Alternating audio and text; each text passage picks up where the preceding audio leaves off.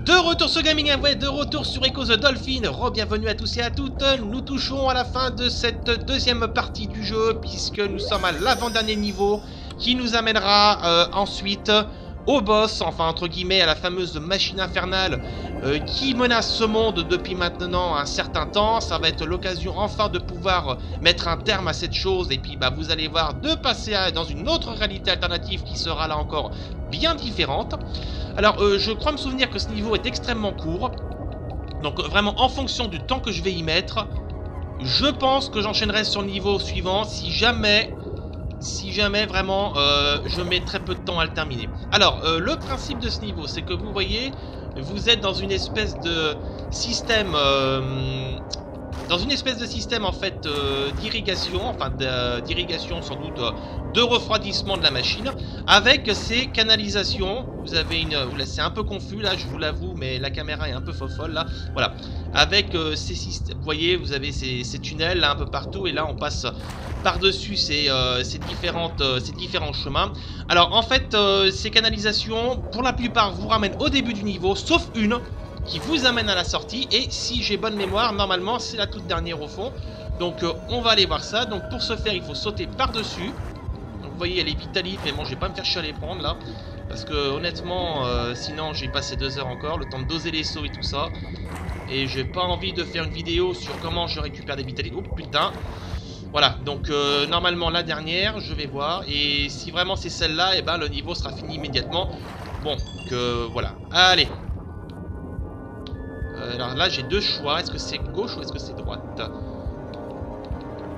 Le chemin de l'air, ils disent, bah écoutez, on va prendre celui-là, je ne vois que celui-là dans l'immédiat de toute façon. Voilà, ça m'a l'air bien d'être le bon. En fait, je crois que je fais le tour là. Non, attendez, c'est peut-être par ici là. C'est peut-être par ici. Voilà, vous voyez, le niveau est extrêmement court, hein, donc je vais pas vous faire une vidéo qui aura duré, allez, mettons 2 minutes montre en main. Donc on va enchaîner sur la fameuse machine infernale, donc Sleeping Forces of Doom, qui va conclure donc, comme je l'ai dit, cette deuxième partie du jeu, et nous enchaînerons donc sur la troisième partie. Allez. Voilà, donc vous vous souvenez, hein, la toute première vidéo, on voyait cette grande machine infernale au sommet de ce volcan. Voilà. Et nous y voilà. Alors, le principe, on retrouve déjà nos amis les cristaux. Le principe de la machine, c'est qu'elle est entourée d'un bouclier à double couche, que ces espèces de serpents, vous voyez, renouvellent en se servant de l'énergie des cristaux. Donc, comment s'en débarrasser? Il faut faire en sorte que les cristaux percutent la machine. Et il faut aussi en même temps empêcher que ces espèces de saloperies de serpents s'en servent, voilà, vous voyez, pour pouvoir réparer le bouclier. Donc, dès que vous voyez un serpent qui s'apprête à saisir un cristal, vous devez impérativement l'en empêcher. Voilà, en sachant que, alors oui, le rouge c'est un bug qui arrive des fois, enfin un bug, je ne sais pas trop, mais voilà. Au bout d'un certain moment, quand vous aurez percé assez de couches de bouclier, la machine va émettre une espèce d'aura qui va en fait blesser les serpents et sur le long terme les détruire. Donc il faut faire comme ça. Une autre solution, ça consiste aussi à amener les cristaux en se servant du rayon tracteur pour qu'ils percutent en fait le bouclier, mais après c'est un peu plus ou moins une course, vous voyez, voilà, là je suis en train de bien en péter quelques-uns.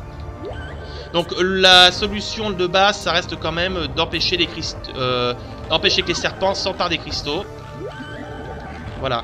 Et vous voyez, plus vous percez de bouclier, et plus en fait les lieux s'assombrissent. Donc c'est un bon indicateur que vous êtes bien parti pour aider. Donc faut vraiment, c'est vraiment bien visé. C'est un peu tendu. Et moi je sais que quand j'ai fait ce combat pour la première fois, bah, ça m'avait pris vraiment très longtemps. Alors attendez, je récupère un peu d'air. Donc sinon voilà, ça consiste vraiment à ça uniquement. Tourner. Empêcher les... Voilà, vous voyez, hop, voilà. Nous venons de percer une deuxième couche, et là vous avez vu cette espèce de grands rayonnements bleus qui a touché un serpent aussi, hein. Donc je crois qu'il faut les toucher 2 ou 3 fois pour que voilà, ils puissent disparaître. Et quand les serpents auront disparu, donc plus rien ne pourra en fait réalimenter le bouclier. Et du coup, eh bien, ça vous permettra de détruire la machine facilement. Parce que si vous faites ça, si vous vous contentez uniquement de faire percuter les cailloux sur le bouclier, bah, les serpents fatalement renouvelleront le bouclier. Alors ils ne le renouvellent pas intégralement, ils le renouvellent en partie, mais voilà, ça ralentit le processus. Voilà, hop. Au passage, hein, pas hésiter. Bon, il y a aussi le manque d'air hein, qui est assez pénible à gérer. Encore une fois. Voilà, donc ça tourne, hein, faut pas être malade. Alors localisez un peu les bulles d'air, hein, vous voyez ces espèces de protubérances au sol, vous regardez celles qui brillent un peu plus en bleu que d'habitude. Et vous trouvez celle qui vous... voilà, lui là, allez, on va essayer de... Ouais, c'est bon, parfait. Allez, et ainsi de suite, et ainsi de suite. Oula, là j'ai pris un gros coup dans la gueule, là. Alors aussi, ça tourne plus ou moins vite en fonction de votre positionnement par rapport au centre, hein. Plus vous êtes au centre et plus Echo va tourner vite. Voilà, vous voyez encore une fois, on a réussi à percer une nouvelle fois la deuxième couche. Voilà, on continue, on est bien là. Voilà, là j'ai pas pu le toucher malheureusement. Là c'est bon. Voilà, encore le rayonnement. Et ainsi de suite. Voilà, le serpent là qui a été touché. Il y en a un qui fatalement finira par disparaître. J'en avais chié sur ce niveau. Parce que j'avais eu du mal à comprendre le principe. J'essayais vraiment vainement de percuter le bouclier avec les cristaux. Et en fait, bah ma foi, ça donnait pas grand chose. Ah oui, alors si jamais vous avez vraiment perdu un peu trop de vie, vous n'hésitez pas à aller en hauteur. Il y a des petits poissons qui vous permettront de vous recharger. Et ceux-là, normalement... c'est pas des petits qui vous recherchent très peu, hein. Alors lui, on va essayer de le toucher. Voilà. Tenez, voilà, on a déjà détruit un serpent. Voilà. Ça se fait, ça se tire, ça se tire. Donc je vais juste reprendre un petit peu de vie. Tenez, vous avez un glyphe là-bas. On va aller juste le consulter. Voilà. Donc vous voyez, toujours... ce petit indice cryptique pour vous expliquer un peu comment gérer la chose. Donc on a dégagé un serpent. Oh, 2 serpents. Je serais même tenté de dire qu'on a dégagé les 3. Ouais, c'est bon. Voilà, donc là maintenant, la seule chose qui reste à faire, c'est tout simplement de finir de péter ce bouclier. Donc bah, d'amener les cristaux au centre, hein, vous voyez. Il fait tout noir. Hop. Vous servez du rayon tracteur et vous terminez de percer les parois. Et une fois que les parois sont percées, la machine infernale sera désactivée. Vous aurez sauvé ce monde. Donc là maintenant c'est vraiment du gâteau là. Bon, il suffit juste d'arriver à gérer son rayon tracteur pour attraper ces cristaux de merde afin qu'ils puissent percer ce bouclier de merde aussi. Il faut lutter un peu contre le courant et aussi contre l'air, hein. Là, vous savez, un petit glyphe d'air, ça aurait pas été de refus. Allez.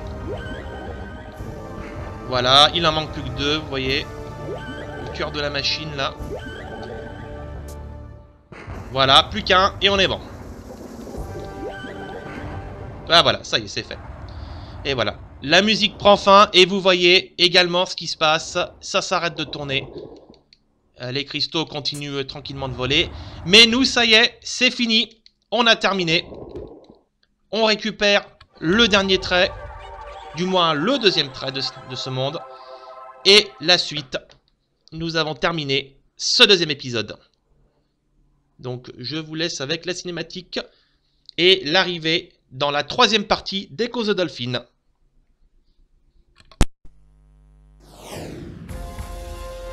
By reclaiming the stolen globes, Echo reopened the time vortex.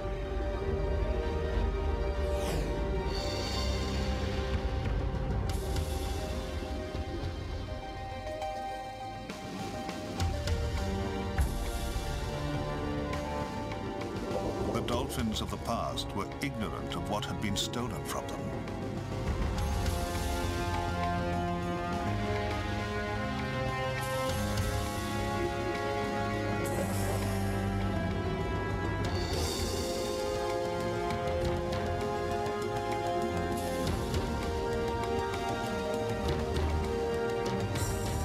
And unaware that their descendants would be denied the Golden Age.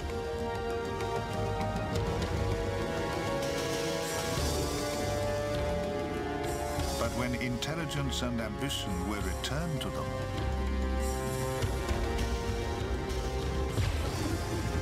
dolphins changed. And history was altered.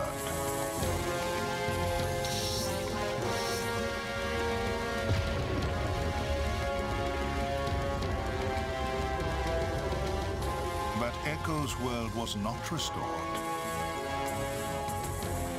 Dolphins became aggressive and forced humans from the seas, never to return.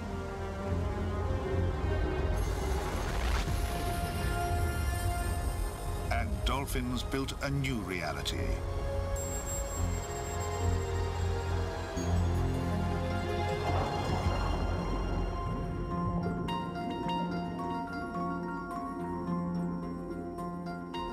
Creating a nightmare of their own.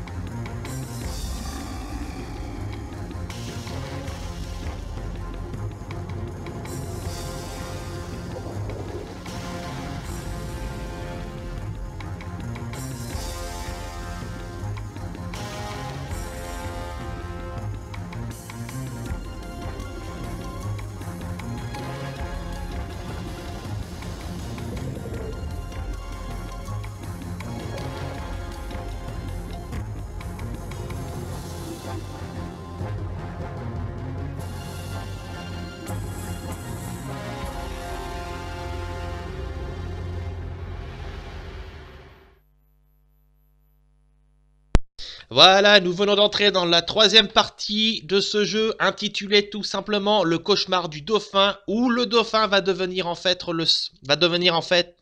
le centre du scénario, puisque vous allez voir que nous allons affronter deux types de civilisations delphiniques. Ouh, j'ai un petit ralentissement là, j'espère que ça va pas... Ah si, ça y est, c'est bon. Le dauphin va devenir en fait, vous allez voir, il va y avoir deux catégories de dauphins, il va y avoir des bons dauphins et des méchants dauphins, donc ça va rappeler un peu nos heures les plus sombres de l'histoire, mais vous voyez, changement de décor, hein, fini le post-apocalyptique, on est dans une espèce d'utopie, enfin entre guillemets plutôt de dystopie, je devrais dire, delphinienne, hein, vous allez voir que c'est quand même assez sombre, hein, même si on retrouve un niveau et enfin un paysage plus chatoyant, avec des coloris qui nous ramènent un petit peu quand même au premier temps. Alors c'est un petit peu chiant, mais si vous avez vu la cinématique, hein, si vous l'avez bien remarqué, École Dauphin sort à un moment donné d'une espèce de grande bulle située au sommet de la montagne, et bah, il va falloir remonter en haut pour retourner dedans et affronter une série de boss qu'on appellera les Exaltés, qui s'appellent les Exaltés dans le jeu, qui sont en fait un trio de dauphins extrêmement puissants et extrêmement cruels. Donc je vous en dis pas plus, je vous réserve la suite pour un prochain épisode. Voilà, on y est, troisième partie d'École Dauphin, ça s'avance progressivement. J'espère que le let's play vous plaît toujours autant et que le monde d'École Dauphin vous plaît toujours autant. Vous allez voir, celui-ci est tout aussi fascinant que l'autre, mais ce sera pour une prochaine fois, donc à très